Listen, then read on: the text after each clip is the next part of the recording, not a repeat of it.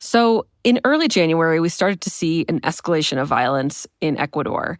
And then the most important and powerful gang leader in Ecuador, known as Fito, escaped from prison.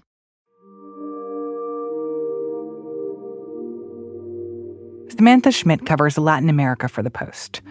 Fito's full name is Jose Adolfo Macias Villamar. The fact that he'd escaped from prison by basically walking out the front door was jarring. Ecuador was always this sort of peaceful haven in South America, surrounded by neighbors like Colombia and Peru that suffered from,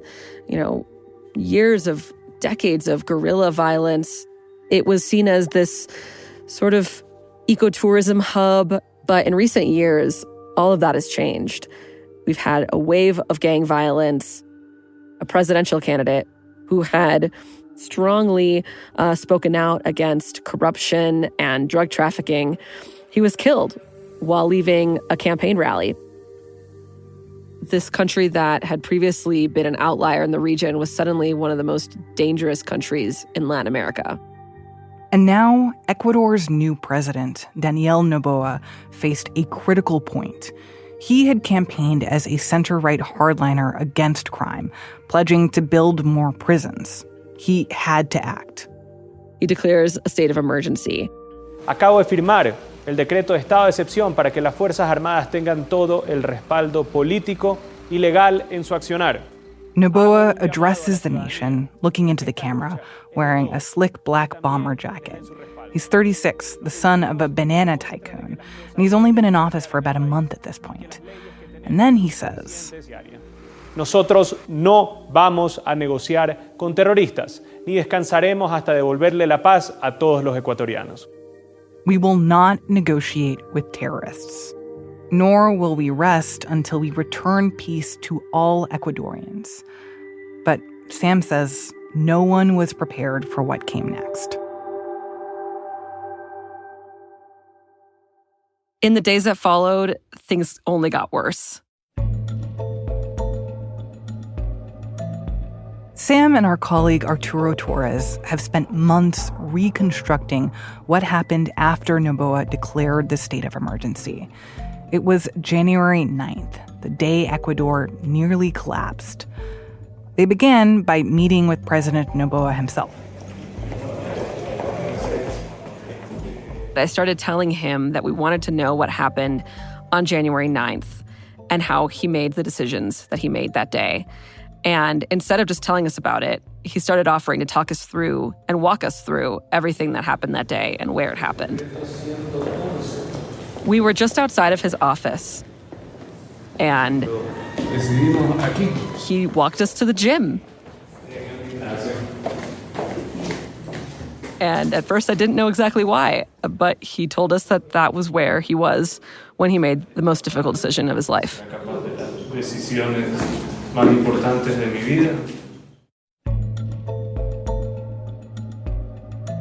From the newsroom of The Washington Post, this is Post Reports. I'm Martine Powers.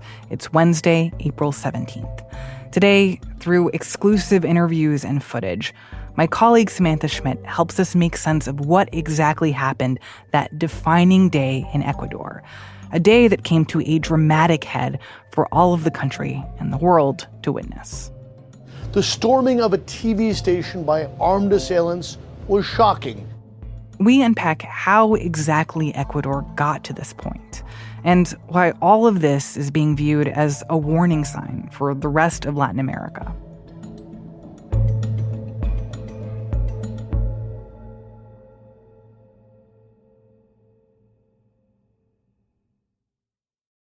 Sam, let's start by unpacking that day, January 9th. So Noboa tells you that it all begins at the gym? It started out at about 5 in the morning, and he was working out as he often does at that hour. ¿Qué ejercicio estaba haciendo ese día? No, ese día estaba en el treadmill cuando... Running on the treadmill. And he saw the news that another important gang leader had escaped prison. The same gang leader who had threatened to kill the Attorney General of Ecuador. apparently he escaped by carving a hole through a brick wall in the prison. In that moment, when he saw that yet another gang leader had escaped, he told me later that it felt like he was living in Gotham. No lo tomen esto literal, pero estábamos como en Gotham. He said we needed to take control. They needed to do something disruptive, something that Ecuador had never seen before. Uno que no se había hecho antes. He said he immediately got off the treadmill and called the interior minister. La llamé a la ministra de Gobierno. And told her, let's do it. Let's move forward with the plan, which was something that has never happened before in Ecuador, but it would be to declare a state of an armed internal conflict against the gangs and to officially declare the gangs as terrorist groups. To give the military complete power to tackle the gangs as if they were enemy combatants. And so they're no longer following the normal laws of day-to-day life in Ecuador. They're now following international humanitarian laws of war. Wow. And what was it like for him to make this decision that morning? I mean, what was he like weighing as he was trying to figure out what to do here? One of his big campaign promises from the beginning was to take control of the prisons and to take control of the country. And remember, Ecuador had historically been this really peaceful country. And suddenly they recorded last year 44 homicides for every 100,000 residents, a 75% increase from a year before. And these prisons are command centers for these gangs. And so imagine the embarrassment of, in your first months in office, seeing these top gang leaders escape easily from prisons that they controlled. Immediately, what people told me was that this could set up a really risky situation where suddenly you're trying to distinguish between residents and gang members when the gangs themselves are a complicated mix of 22 different groups. They are often made up of children. So how do you decide who is the enemy and who isn't? So Noboa is getting ready to move forward with this big, heavy decision after learning that yet another gang member has escaped. That's how the day, January 9th, starts. But as you said, this was just the beginning of what happened that day. What happens next? By pure coincidence, Arturo, my colleague, an Ecuadorian journalist, was in the intelligence command center in Quito. He happened to be there that morning and was speaking with intelligence officials. Suddenly, the intelligence command center was upside down, and nobody knows exactly what was going on. They were suddenly bombarded with calls and reports from across the country about different attacks that were happening. In cities like Guayaquil, Esmeraldas, and Quito. And there was all of a sudden this flurry, this rush to try to figure out what was going on. ¿Cuál es su emergencia? Buenos días, señorita. Hay un coche. Police officers across the country started getting inundated with 911 calls, like this one about a car bomb. Coche bomba, no sé. Ayúdeme, por favor, ¿qué color es el auto? Everyone suddenly felt like there was a potential suspicious device on their street. You started getting all of these videos on Twitter and across social media. Dentro del centro comercial estamos atrapados dentro de... Of people panicking in malls, in universities, in metro stations, claiming that there was a bomb. And suddenly it was impossible to know what was true and what wasn't. At least 4 Ecuadorian police officers have been kidnapped, and there have been explosions in several cities. You saw reports of Molotov cocktails thrown at gas stations. People everywhere was just desperate, trying to go back to their homes. Bombs exploding at police stations, prison guards being held hostage in prisons. So it was sort of an avalanche of attacks that started building over the course of the day.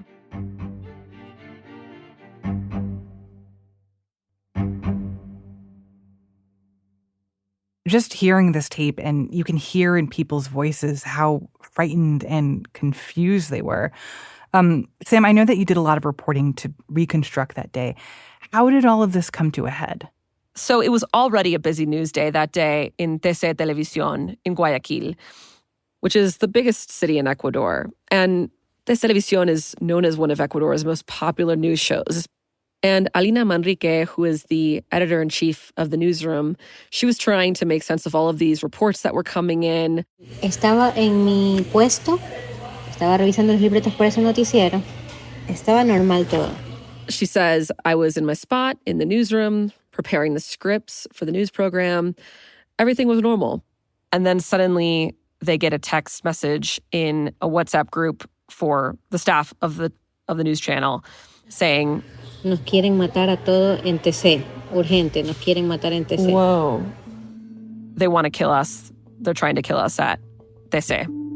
Oh my gosh. A colleague then races past her saying, let's go, they got in. Vamos, mija, que se nos metieron, y corrió. And then she hears gunshots and glass shattering and screams. And quickly, she runs to the bathroom to hide.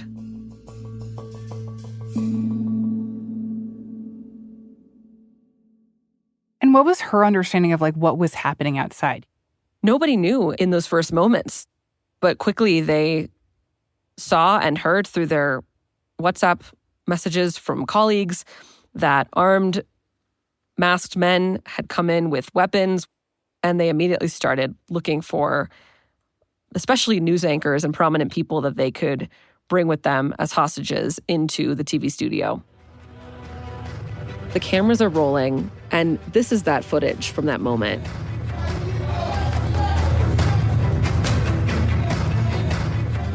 You can hear the sound of the normal suspenseful music that they always play during the news program. You see journalists on the ground with guns to their heads. People are crying, they're terrified. Wait, so this was going out on live TV? This was on live television. People around Ecuador are watching this play out. Most people I interviewed at the highest levels of government saw it on live TV. Oh. And suddenly in police stations across the country, everyone just said, turn on your TV. TC Televisión is under attack. The people who are being held hostage right now, many of their family members and friends are watching. And soon you'll see them start to put dynamite into the pockets of some. But you also see that the armed men are quite young. And some of them are kids, are 15 or 17, and they are confused and they clearly don't have a plan. Yeah, what are they doing here? What are they trying to get someone to agree to, or why are they taking these hostages? What are they trying to achieve? Right here they say, put us on air so they know that you don't play with the mafia. You don't mess with the mafia. They continue to try to get microphones. From time to time, there were gunshots. Looks like chaos as all of this is unfolding. And as the police are closing in, they get more and more scared. You started out by talking about Alina Manrique, who was the editor-in-chief at the station, that she was hiding in the newsroom bathroom. What was going on with her at this point? She later told me that in that moment, she was just thinking so much about her kids. Yo estaba pensando mucho en mis hijos.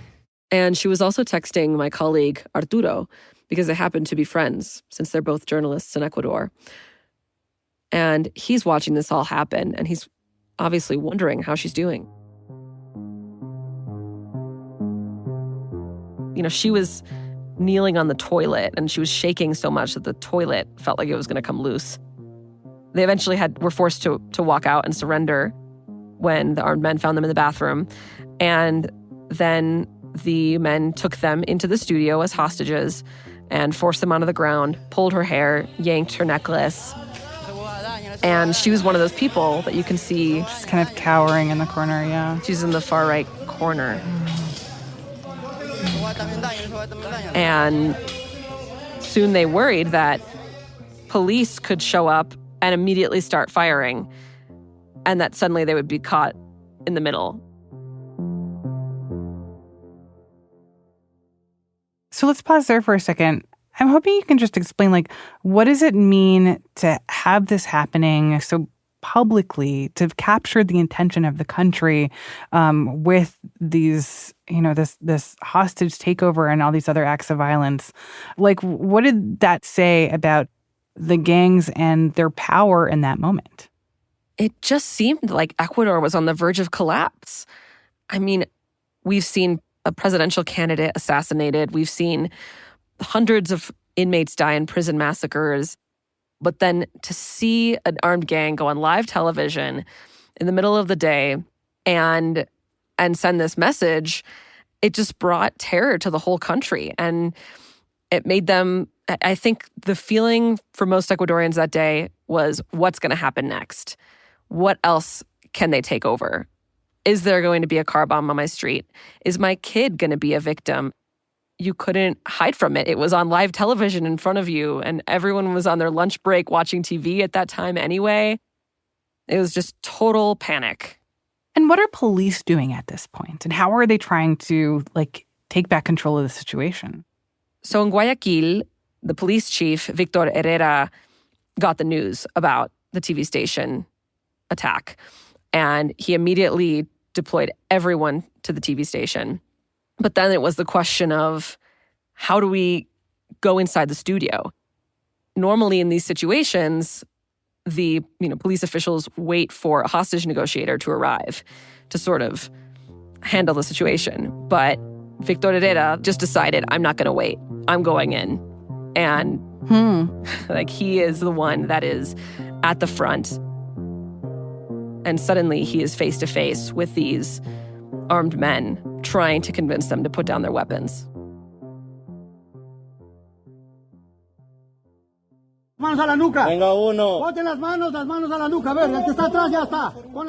So what you're showing me is the police chief's body cam footage. We're watching body cam footage that we got exclusively from the Guayaquil police. And we're seeing Victor Herrera, the police chief. He immediately tries to get everyone to calm down. He starts shouting, come to the front. Nothing's going to happen to you. We're trying to protect everyone. Just hand over your weapons. Put your hands up. You can see that this is the studio where they've got some of the journalists and the gang members are there. You can see some of them with their hands around the necks of the journalists, of the hostages. Like they're using them as human shields. Literally using them as human shields, yeah. But over the course of this, minute and a half long video, you start to see the armed men hand over their weapons, come closer to the front, and pretty quickly surrender to the police. Mm-hmm. And Alina Manrique was there. She's there in the front, crouched on the ground. So Alina told me that at some point they finally managed to detain all of the armed men, and the police officer started trying to help up the journalists, and she truly she could not move. She could not get up because she was in such shock. And he helped her up and told her, it's okay, you're alive, you're safe. And it all happened to come under control relatively quickly. Somehow, in the middle of all of this gunfire, nobody was seriously injured, nobody was killed at the TV station. But at that point, nobody knew what else could be happening. Everyone was just wondering what's going to come next. What was going on in other parts of the country? So that same afternoon and evening, in prisons across the country, there were prison guards that were held hostage by inmates. And There just continued to be more reports of car bombs, of killings. There were at least 9 people killed on the streets of Guayaquil. And there were threats at major institutions across the country. The Attorney General, for example, had to evacuate her office and be whisked away to a safe location because they had a bomb threat. So it was really only the beginning of a wave of violence that week. But quickly, within an hour or so of the TV station attack, there was a dramatic shift in the country. The spiraling violence is the biggest test yet to face the newly elected young president. The situation is among the first big security tests for Noboa. And that afternoon, President Noboa signed this new state of internal armed conflict. Immediately, the military started mobilizing because now they were in control. So how does Noboa communicate this to the rest of the country? The next morning, he went on a radio show. The radio host asks, ¿Qué va a pasar ya con el decreto que acaba de firmar? ¿Qué hay que comunicarle a los ecuatorianos? what would you like to tell Ecuadorians about these extremely difficult times that the country's in, especially over the last 48 hours? Sí, bueno, que vivimos un momento muy duro y que este gobierno... Noboa says these are difficult times, but this government is firm, and the time is over of governments that are weak. De gobiernos tibios. Y me parece que al firmar este documento, the host asks, in signing this document, are we in a state of war? En estado de guerra. Sí. Yes, Noboa says.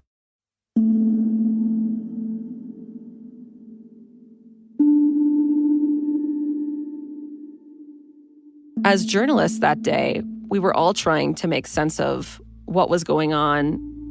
I was in touch constantly with my colleague Arturo, and I didn't even realize until afterward, reflecting on that day, of how scary it was for him as well. And this is somebody who has seen just about everything.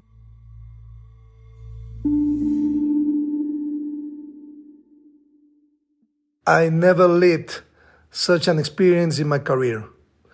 I'm reporting organized crime and corruption almost 30 years in Ecuador. And what happened that day in my country is a breaking point.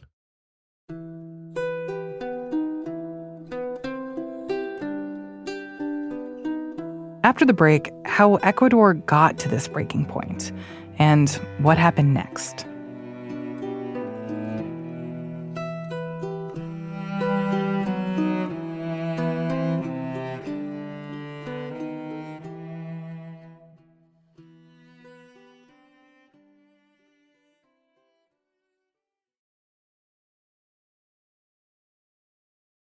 So, Sam, knowing what you know now after investigating what exactly happened on January 9th in Ecuador, what does that tell you about how organized crime really works and how it's evolved in the country?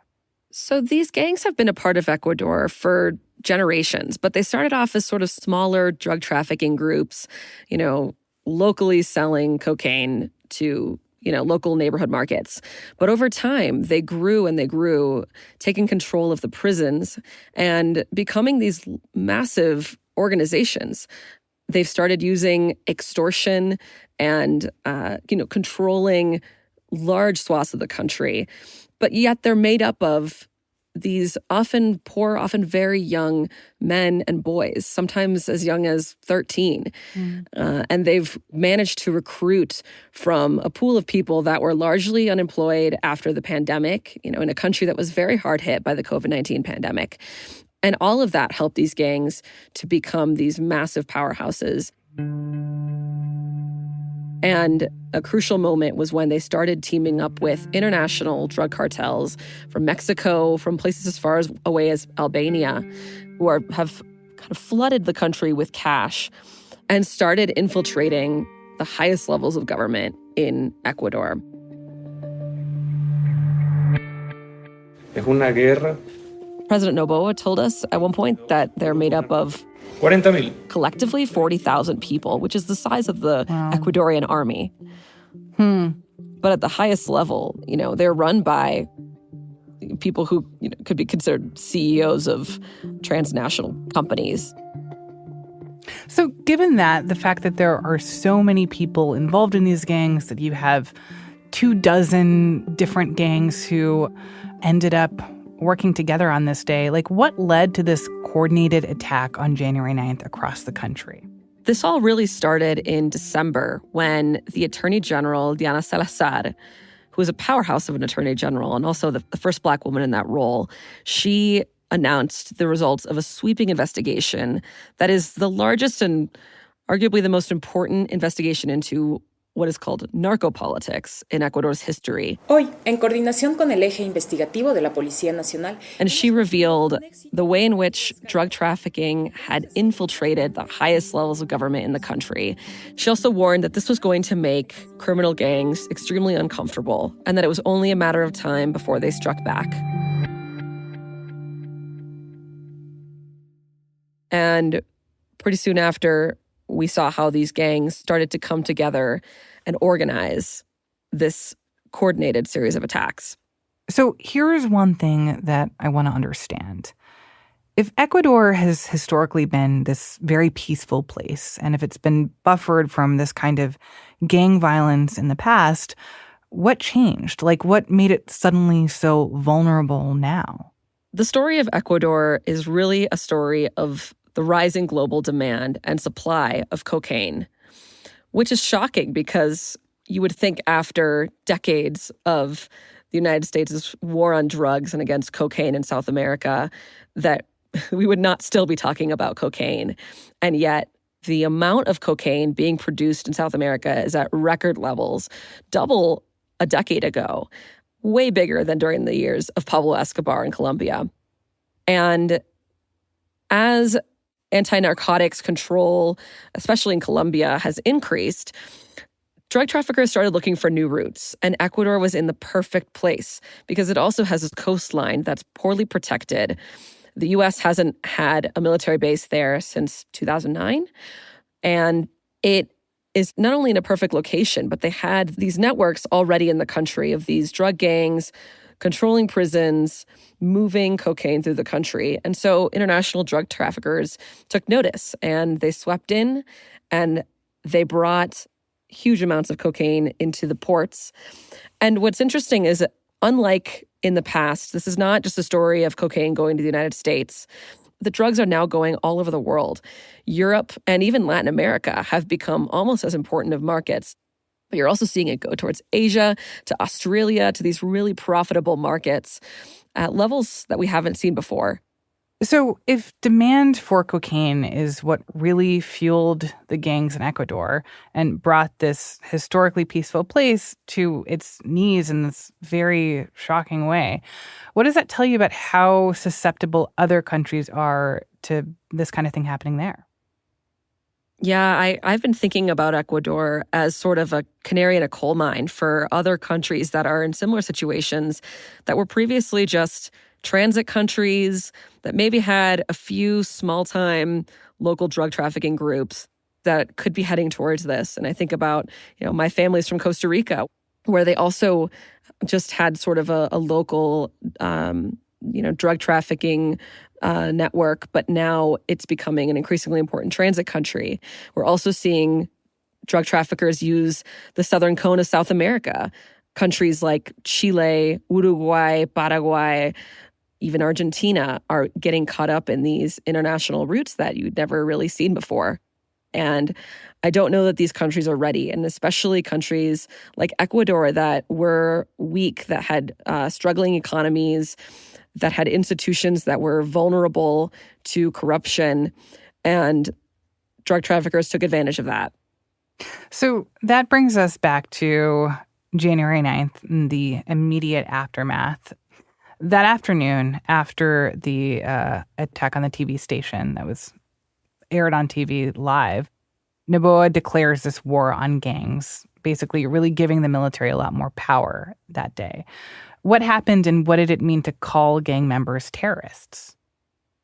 This gave a level of power to the military that it hasn't really had before, and it involved them in the day-to-day life of Ecuadorians in a whole new way. So you started to see military checkpoints on the streets. You started to see the military take control of prisons. You didn't need the sort of justifications that you needed before. And so, there are lots of concerns about where this could go.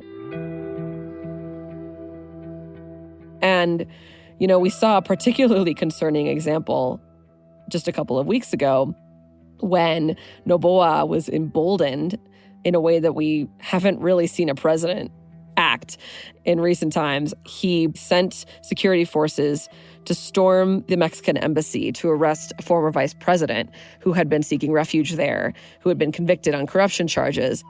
Video shared by Mexico's foreign minister shows the moment Roberto Canseco, a Mexican diplomat, tries to stop the caravan with the VP from driving away and is tackled by police outside the embassy. And this broke international diplomatic conventions. Ecuador's raid of Mexico's embassy has caused outrage.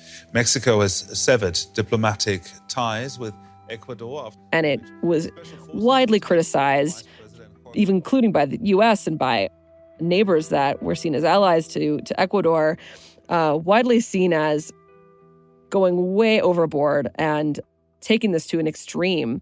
Yeah, I'm curious to hear more beyond this one incident at the embassy.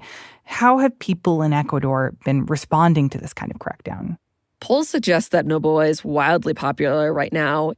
People see him as trying something that Ecuador hasn't tried before. And it follows a similar approach as to one we've seen in El Salvador with Bukele. The country's president, Nayib Bukele, doubling down. Who's become a global sensation.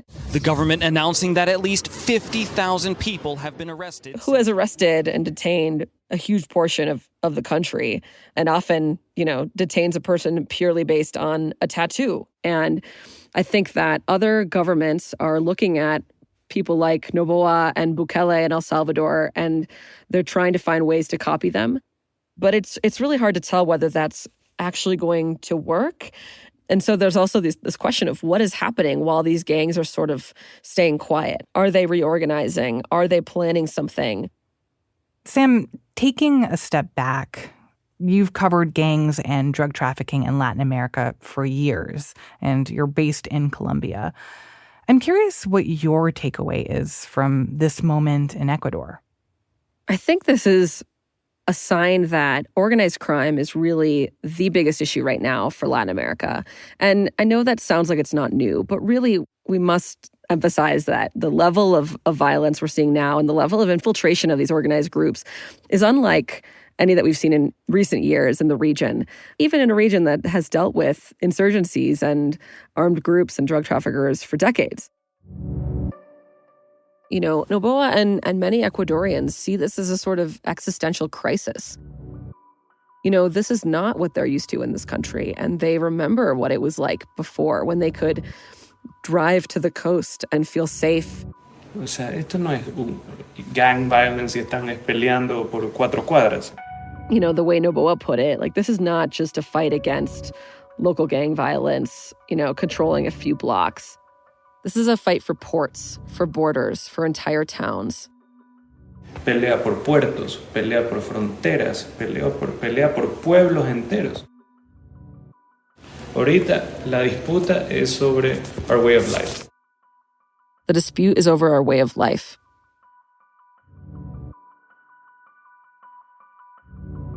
Sam, thank you so much for sharing the story with us.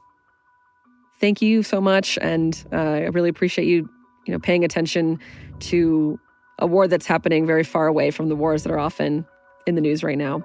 So thank you. Samantha Schmidt covers Latin America for The Post.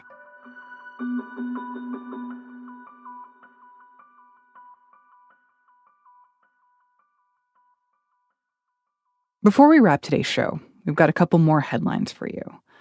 Today, the president of Columbia University faced tough questions from lawmakers on Capitol Hill about what the university has done to fight campus anti-Semitism. This is somewhat of a sequel to a hearing that took place last December. You might remember when the heads of Harvard, MIT, and the University of Pennsylvania were grilled by Republican lawmakers. They were accused of permitting anti-Semitic threats and calls for genocide. In the aftermath, the presidents of both Harvard and Penn ended up resigning. In today's hearing, Columbia President Minouche Shafik pushed back on accusations that the university is tolerant of anti-Semitism.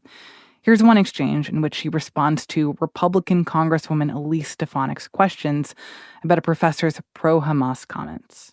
I share with you your repugnance at those remarks. I completely understand that. On my watch, faculty who make remarks that cross the line in terms of anti-Semitism, there will be consequences for them. What are the consequences I have in this five case? cases at the moment who have either been either taken out of the classroom or dismissed. And in other news, we have some new reporting about last month's bridge collapse in Baltimore. An investigation by the Post found that the kind of mechanical failure that led to a cargo ship crashing into the bridge was not at all a one-off. In fact, according to records reviewed by our colleagues, there have been hundreds of incidents in which massive cargo ships have lost propulsion. Many were near bridges and ports. Around Baltimore alone, it's happened nearly 24 times in the past 3 years. What does that tell us? Experts are saying that American ports have struggled to adapt to the new realities of more massive container ships.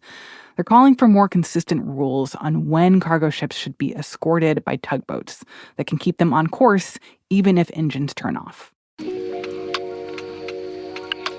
That's it for Post Reports. Thanks for listening. Today's show was produced by Alana Gordon. It was mixed by Sean Carter and edited by Monica Campbell. Thank you also to Maggie Penman, Arturo Torres, and Peter Finn. I'm Martine Powers. We'll be back tomorrow with more stories from the Washington Post.